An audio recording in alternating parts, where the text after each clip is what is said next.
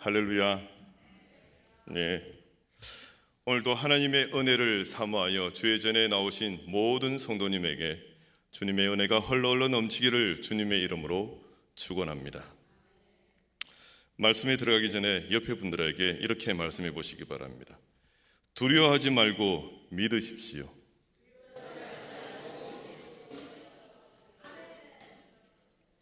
그리고 하나님께 다 맡기세요.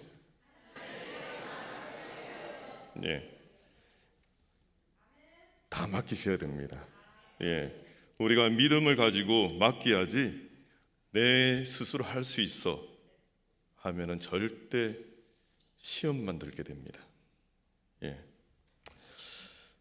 저는 오늘 두려워하지 말고 믿으십시오라는 제목으로 말씀을 나누고자 합니다.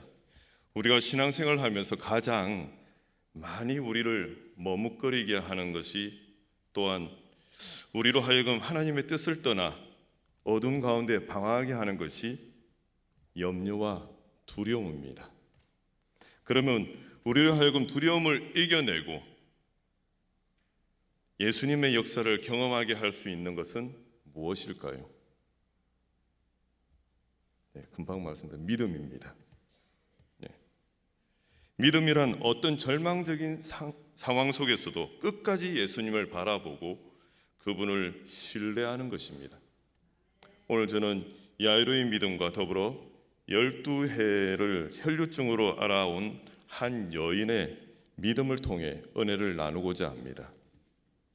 저는 혈류증 여인의 사건 이후의 내용을 설교하려고 하였는데 설교를 준비하면서 보니 마가가 두 가지 사건의 이야기를 하나의 이야기로 편성한 것을 알게 되어 두 이야기를 함께 보면서 성경이 우리에게 무엇을 전하고자 하는 건지 알아보도록 하겠습니다. 마가복음 5장 22절을 보면 회당장 야이로라 하는 이가 예수님께 와서 발 아래에 엎드려 간곡히 구합니다. 이 상황을 다시 사회로 돌아가서 좀 더 객관적으로 보면 지체 높은 고위 관리가 갈릴리의 한 목수에게 엎드려 있는 장면을 볼 수 있습니다. 얼마나 절박한 문제이길래 성경은 이렇게 나타내고 있을까요? 마가복음 5장 23절 말씀입니다. 간곡히 구하여 이르되 내 어린 양이 죽게 되었사오니 오셔서 그 위에 손을 얹으사 그로 구원을 받아 살게 하소서 하거늘. 자, 이제 우리는 이 상황을 이해할 수가 있게 되었습니다. 어린 딸아이가 사경을 헤매고 있었다는 것입니다. 매우 절박한 상황이라 아버지인 야이로가 예수님께 달려와 엎드려서 살려달라고 간청하고 있는 것입니다. 그리고 그는 예수님이 오셔서 기도하면 치료받을 것을 믿고 있다는 것입니다. 한마디로 그는 믿음이 있는 사람입니다. 이제 시점을 군중으로 돌아가 봅니다. 늘 많은 무리를 이끌고 다니시는 예수님께서 높은 지위의 사람이 와서 엎드려 간청하는 사건이 얼마나 흥미롭겠습니까? 성경은 표현하기를 마가복음 5장 24절 말씀에 이에 그와 함께 가실새 큰 무리가 따라가며 애워싸 밀더라. 엄청난 사람들이 몰려와 있다는 것을 이렇게 표현하고 있는 것입니다. 자, 성도 여러분, 다음 장면을 주목해 보시기 바랍니다. 갑자기 등장하는 한 여인의 이야기가 나옵니다. 그리고 또 한 가지 잊어서는 안 될 것은 마가가 정말 그녀를 자세하게 기록하고 있다는 것입니다.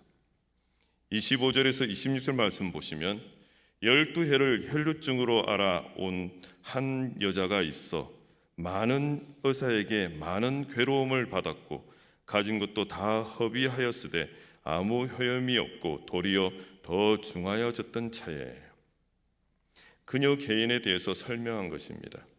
어떻게 보면 이 여인은 별로 중요하지 않을 수 있습니다. 왜냐하면 그녀는 그녀가 원한 대로 치료를 받게 되기 때문입니다. 그런데 마가는 다른 행보를 보이는 주님께 초점을 맞춥니다. 주님께서 가시던 걸음을 멈추고 한 여인을 군중들 앞에서 불러 세웁니다. 마가복음 5장 33절 말씀에 여자가 자기에게 이루어진 일을 알고 두려워하여 떨며 와서 그 앞에 엎드려 모든 사실을 여쭈니. 성도 여러분, 우리는 여기서 이 상황을 정말 깊게 보아야 성경이 우리에게 전하고자 하는 뜻을 깨달을 수 있습니다. 왜 예수님은 이 절박하고 급박한 상황에서 여인을 많은 사람들 앞에 불러 세웠을까요? 이 문제는 나중에 생각해보고 본문으로 돌아가도록 하겠습니다.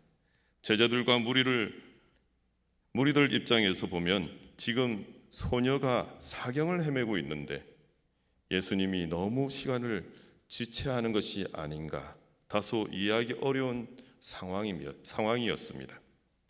상식적으로 볼 때 소녀를 구하러 가는 것이 더 급하고 절박하기 때문입니다. 당시 사회를 생각하면 높은 지위의 사람의 딸인 만큼 모두의 시선은 이 상황을 이해하기 어려웠을 것입니다. 그들은 생각합니다. 이렇게 시간을 지체하다가 소녀가 죽기라도 하면 어떻단 말인가? 모든 것이 끝나버리는 것이 아닌가? 그럼 야이로는 어떨까요?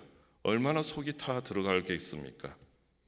장기간 동안 아팠던 딸이 장기간 동안 아파 힘들어했던 그 여인에게만 관심을 기울이시고 치료 중인 것도 아니시고 이미 치료받은 여인을 붙잡고 게다가 대화까지 나눕니다. 성도 여러분, 우리가 야이로라면 예수님의 행동을 이해할 수 있었을까요? 그러나 예수님은 서두르지 않으셨습니다. 성경을 보십시오. 마가복음 5장 35절 말씀입니다. 아직 예수께서 말씀하실 때에 회당장의 집에서 사람들이 와서 회당장에게 이르되 당신의 딸이 죽었나이다. 무슨 상황입니까? 아직 예수님의 대화도 끝나지 않은 상황인데 시간이 지체되어 우려했던 일이 발생하고 만 것입니다. 마치 책임이 예수님께 돌아가게 되게 되었습니다. 성도 여러분, 우리라면 이 상황에 어떻게 하시겠습니까? 그 아비가 얼마나 예수님이 원망스러웠을까요? 성도 여러분, 그렇지 않겠습니까? 자, 성도 여러분, 이제부터 말씀을 좀 더 깊게 들어가 보겠습니다. 마가복음 5장 36절 말씀에 예수께서 그 하는 말을 곁에서 들으시고 회당장에게 이르시되 두려워하지 말고 믿기만 하라 하시고. 아멘. 예수님의 말씀, 두려워하지 말고 믿기만 하라. 그 의미가 무엇이겠습니까? 나를 믿고 기다려라. 그래도 나를 믿을 수 있겠는가 하는 것입니다. 성도 여러분, 우리가 이 입장이라면 아멘 할 수 있겠습니까? 아마 야이로는 주님의 말씀을 듣고 무척 당황했을 겁니다. 야이로는 믿음의 한계를 만났을 것입니다. 그의 믿음은 자신의 생각 속에 갇혀 있었던 것입니다. 딸의 죽음은 그의 믿음의 한계였을 것입니다. 모든 것이 끝났다고 여겼을 것입니다. 예수님의 이 말씀은 야이로에게만이 아니라 우리 모두에게 향하는 말씀인 것입니다. 급박하고 절박한 상황이란 무엇일까요? 절박한 상황을 우리는 어떻게 이해하고 있는지 보여주고 있는 것입니다. 우리는 분명히 야이로와 제자들과 같은 생각을 하고 있을 것입니다. 주님께서 우리에게 질문을 던지십니다. 무엇이 절박한 문제인가? 우리가 상황을 보면서 절박함을 느끼는 것은 우리가 사건을 보는 관점입니다. 주님이 우리에게 하시는 말씀은 절박함과 시간 없음은 너희의 입장이지 나는 아니다 라고 하시는 것입니다. 여기서 예수님은 놀라운 믿음의 원리를 깨우쳐 주십니다. 믿음은 우리의 시간을 주님의 시간에 맞추는 것입니다. 우리의 시간을 주님의 시간에 맞추는 믿음입니다. 즉, 나의 절박한 상황과 급박한 처지는 내 생각일 뿐 하나님께는 모든 것이 문제가 되지 않는다는 것입니다. 주님께서 우리에게 말씀하시는 것은 무엇일까요? 너의 믿음의 근거는 어디에 있느냐입니다. 우리의 믿음이 부족한 이유는 무엇일까요? 내 시간과 상황에 하나님을 맞추려 하기 때문에 우리는 좌절하고 있는 것입니다. 그렇습니다. 내 시간과 상황에 하나님을 맞추려 하기 때문입니다. 그리고 최악의 상황이든 최상의 상황이든 주님께서는 다를 것이 없는 것입니다. 상황을 다르게 보는 것은 우리의 관점이지 주님께는 다를 것이 없습니다. 요한복음 11장 6절 말씀에 나사로가 병들었다 함을 들으시고 그 계시던 곳에 이틀을 더 요하시고, 주님께서는 이 절박한 상황에서도 이틀을 더 지체하셔서 결국은 나사로가 죽게 됩니다. 후에 나사로의 누이 마리아가 주께서 여기 계셨더라면 내 오라비가 죽지 아니하겠나이다 하였습니다. 마리아는 나사로가 죽자 모든 것이 끝이라고 여겼던 것입니다. 그러나 우리는 분명히 알고 있습니다. 죽은 나사로는 3일이라는 우리의 한계 시간을 넘어서 다시 살아났음을, 절박함과 최악의 상황이라고 말하는 것은 우리가 사건을 보는 시각을 암시할 뿐 주님께서는 전혀 문제가 되지 않는다는 것입니다. 안타깝게도 우리는 우리의 믿음의 한계를 주님의 한계로 여기는 믿음의 모순을 갖고 있습니다. 이제 새로운 국면을 들어갑니다. 왜 하나님과 우리의 시간이 다를까요? 주님께서 제자들과 우리에게 말씀하시는 것이 무엇일까요? 주님께서 기다리게 하시는 것은 반드시 이유가 있습니다. 주님은 우리들 인생 가운데 가장 중요한 순간을 놓치지 않으십니다.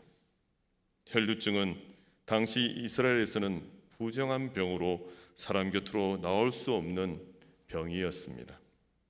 그런 여인이 믿음을 갖고 주님 앞으로 온 것은 아주 큰 결심이었던 것입니다.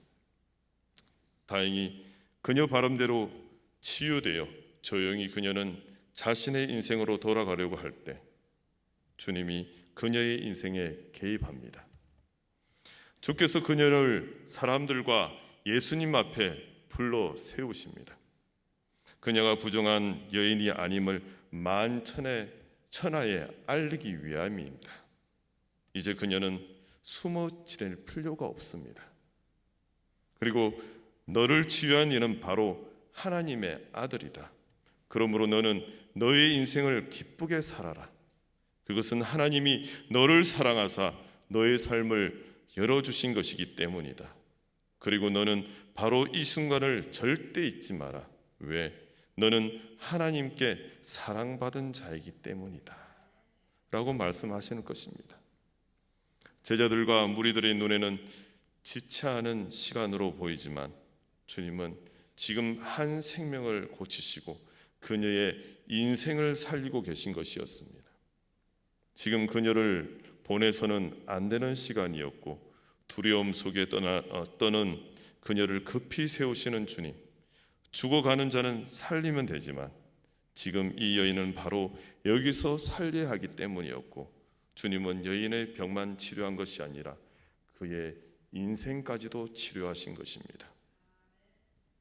성도 여러분, 누가 더 급했나요? 그래서 우리는 주님의 시간을 두고 함부로 말해서는 안 되는 것입니다. 믿음은 지금 내가 너와 함께 가고 있다를 믿는 것입니다. 하나님이, 예수님이 너와 함께 가고 있다는 것을 믿는 것입니다. 마가복음 5장 37절에서 38절 말씀에 베드로와 야고보의 형제 요한 외에 아무도 따라옴을 허락하지 아니하시고 회당장의 집에 함께 가사 떠드는 것과 사람들이 울며 심히 통곡함을 보시고, 죽음은 인간적인 의미에서 끝을 의미합니다. 그러나 그것은 우리의 관점이지 주님이 우리에게 묻는 것은 그럼에도 불구하고 주를 믿고 함께 삶을 나아가겠느냐입니다. 주님의 늦음은 지체가 아니고 아직 때가 아니며 너의 생각을 버리고 나와 함께 하겠느냐의 질문입니다. 다른 말로 표현하면 이제 너의 인생을 구하러 내가 너와 함께 하노라인 것입니다. 본문 41절 말씀에 그 아이의 손을 잡고 이르시되 달리다고 마시니 번역하면 곧 내가 내게 말하노니 소녀야 일어나라 하심이라. 아멘. 무슨 말인가? 주님께서는 이것이 큰 문제가 아닌 것입니다. 오늘 우리에게 전한 말씀의 핵심은 주님은 문제를 해결하시는 것이 목적이 아니었습니다. 하나님께서는 우리에게 주시는 사랑은 치유뿐만 아니라 인생을 선물하신 것이기 때문입니다. 하나님의 침묵은 외면이 아닙니다. 우리에게 새로운 인생의 길과 삶의 길을 열어주시기 위해서 다시 말해서 큰 은혜와 섭리를 준비하시는 시간인 것입니다. 내 상황과 처지가 아무리 절박하고 내가 간절히 소망하는 시간에 극박함이 있을 때 우리의 삶에서 주님의 침묵을 만나고 인생의 멈춤을 경험하더라도 나의 한계가 하나님의 한계가 아님을 믿어야 합니다. 더 나아가 믿음은 하나님께서 나와 우리를 인생의 때에 맞게 인도하시고 함께 하시는 것임을 확신하는 것입니다. 성도 여러분, 이번 한 주간도 두려워 말고 믿기만 하라는 주님의 뜻을 믿으며 나의 생각을 내려놓고 성숙한 신앙인으로서의 삶을 사시는 저와 여러분이 되시기를 주님의 이름으로 축원합니다. 하나님 아버지 감사합니다.